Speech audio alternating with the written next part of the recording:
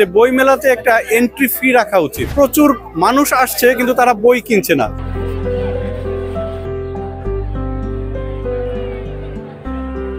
বন্ধের দিন প্রচুর মানুষ এসেছে বই মেলায়, কিন্তু পাঠক আসেনি। অনেক মানুষ, সেই তুলনায় পাঠকের সংখ্যা খুবই কম। এবং আমার মনে হচ্ছে যে বই মেলাতে একটা এন্ট্রি ফি রাখা উচিত। কারণ হলো যে আমরা দেখে গেছে যে প্রচুর মানুষ আসছে কিন্তু তারা বই কিনছে না।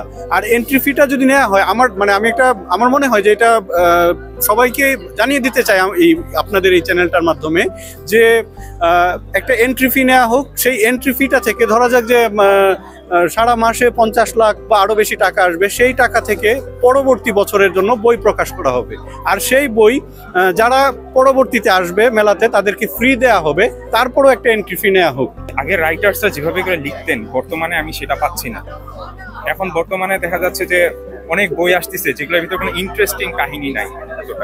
আগে যেরকম ছিল বর্তমানে সেটা আর নাই।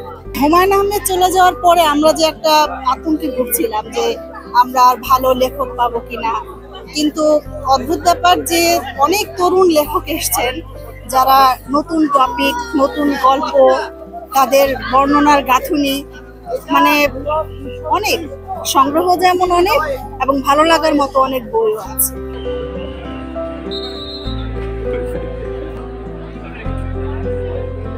এইবারের মেলা অতীতের মেলার চেয়ে কিছুটা অগোছালো মনে হয়েছে। হ্যাঁ, এইখানে আরো কিছু কাজ করা উচিত ছিল। এক ধরনের কি বলে, একটু কম সময় দেওয়ার যে বিষয়টা কোনো কাজে, সেটা এবারের মেলায় মনে হয়েছে। আর এবারের মেলায় আমার যে নতুন উপন্যাস অচিনকুলের সুবাস, আর একই সঙ্গে যে বিষয়টা আসলে বলতে চাই, কিছু প্রশ্ন বা আপনারাও করেছেন যে সব লেখালেখির মান কেমন হচ্ছে, বা বই মেলা যে ধরনের বই বের হচ্ছে সব বইয়ের সাহিত্য গুণ কেমন, সে ব্যাপারে আসলে সন্দেহ আছে, কিছুটা সংশয় আছে। আমি খুব সহজ ভাষায় বললে, সবসময় কিছু অলেখকের বই আমরা বের করতে দেখি। এখন কেউ বই বের করবেন, প্রকাশ করবেন, এটা তার দোষের কিছু না, কিন্তু আমরা চাই, ব্যক্তিগতভাবে চাই, যারা লেখালেখির সঙ্গে জড়িত, লেখালেখির বিষয়টা তাদের কাছে থাকাটাই অনেক ভালো। আমার যেটা বই বের হচ্ছে এবার, আর তথ্যশিল্পী হিসেবে আর বিভিন্ন বই মেলা হলেই আমি তো বইয়ের বিভিন্ন ইলাস্ট্রেশন করি, কভার করি, সবকিছু মিলেই বইয়ের সাথে এইবার আঁকা, লেখা এবং বের হচ্ছে, এই তিনটা সাইডে আমি সম্পৃক্ত আছি আর কি।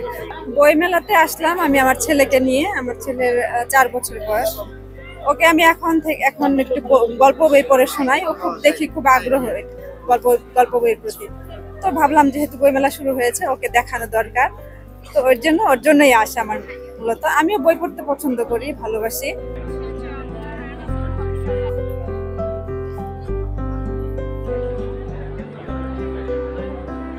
এবারের বই মেলাতে দুটো বই আসবে। একটা বই অলরেডি এসেছে আজকে, বইটির নাম হচ্ছে সত্যের মতো বদমাশ। এই বইটি প্রকাশিত হয়েছে গ্রন্থকুটির পাবলিকেশন থেকে, এবং এটি একটি গল্প সংকলন যেখানে মোট 4টি গল্প আছে আমার লেখা।